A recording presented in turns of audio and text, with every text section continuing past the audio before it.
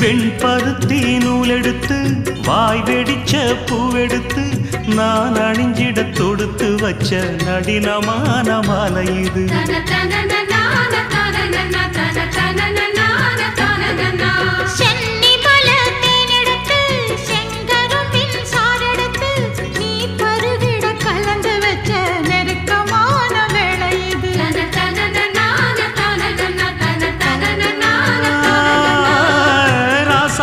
உடம்பிருக்கும் ரவிக்க துணி நானாக அன்னாடம் சூடி கொள்ள ஆசை வச்சாகாதா.